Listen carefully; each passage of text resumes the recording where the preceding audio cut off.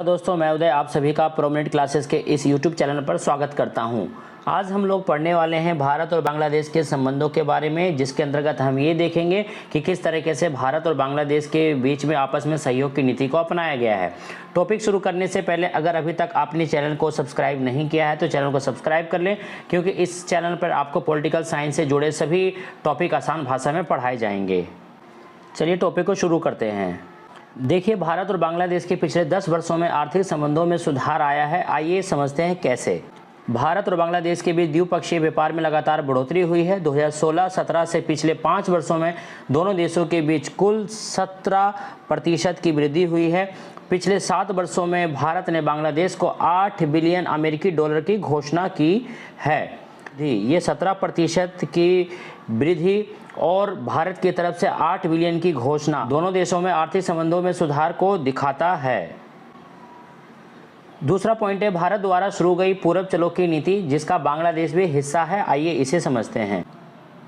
भारत बांग्लादेश के पूर्व चलो की नीति का हिस्सा है। इस नीति के अंतर्गत म्यांमार के जरिए दक्षिणी पूर्व एशिया से संपर्क साधने की बात कही गई है।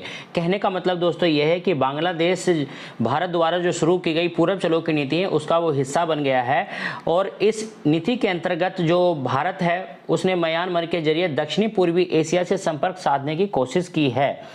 भारत सरकार ने नवंबर 2014 में म्यांमार में आयोजित पूर्वी एशिया शिखर सम्मेलन में पूरब की ओर देखो की नीति को बदलकर पूरब में काम करो की नीति के रूप में इसे आगे बढ़ाया है।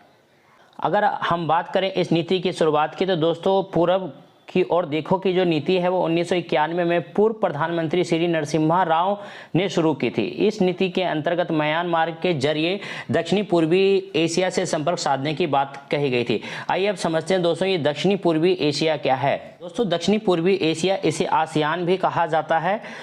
दोस्तों इसके अंतर्गत Laos, Myanmar, Thailand, Singapore, Vietnam, Cambodia, Malaysia, Indonesia, Brunei और फिलीपींस, दोस्तों ये 10 देश इसके अंतर्गत आते हैं।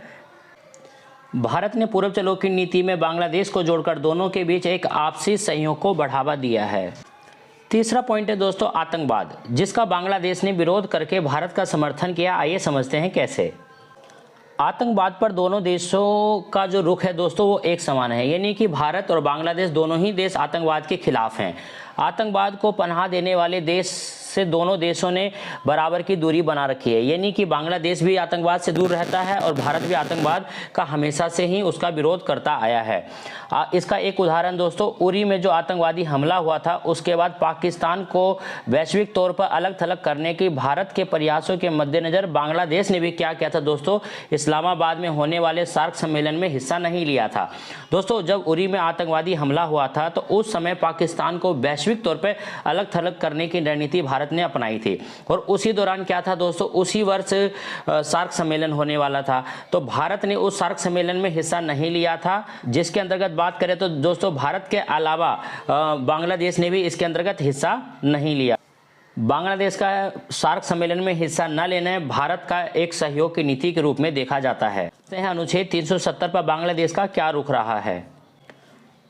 आप सभी जानते हैं वर्तमान में धारा 370 जो है दोस्तों आर्टिकल 370 जिसको समाप्त कर दिया है माननीय मोदी जी द्वारा।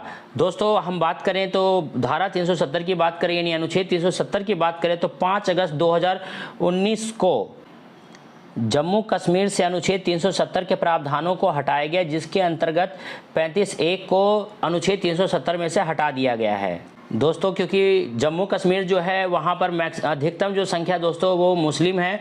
तो जब धारा 370 को वहाँ से हटाया गया तो जितनी भी मुस्लिम कंट्रीज़ है उन्होंने इसके प्रति अपनी प्रतिक्रिया दी और बांग्लादेश ने भी अपनी प्रतिक्रिया सामने रखी। जब बांग्लादेश के विदेश मंत्रालय से ये पूछा गया अनुच्छेद 370 के प्रावधानों का हटाए जाने पर बांग्लादेश का क्या रुख रहा है, तो बांग्लादेश ने भारत के सपोर्ट में कहा कि ये भारतीय सरकार द्वारा अनुच्छेद 370 को हटाना एक आंतरिक मुद्दा है, यानी कि यह जो मुद्दा है एक इंटरनल मुद्दा है, इंटरनल इशू है। भारत सरकार ने जो भी किया वो अपने देश के अनुसार किया।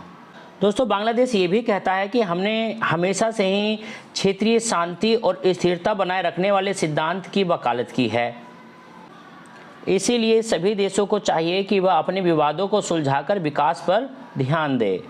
दोस्तों फिफ्थ पॉइंट है रामपाल विद्युत परियोजना। आइए इसको समझते हैं, क्या है आखिर रामपाल विद्युत परियोजना।